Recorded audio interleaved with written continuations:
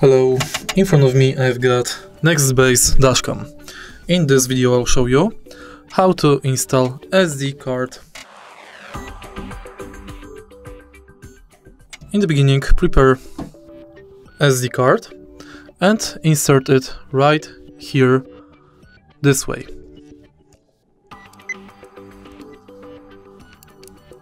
Once it's done, the SD card will be formatted. So make sure that there is nothing on this SD card.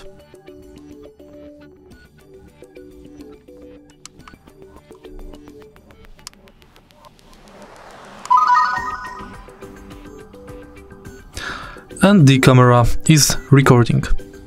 If you find this video helpful, please leave like, comment and subscribe.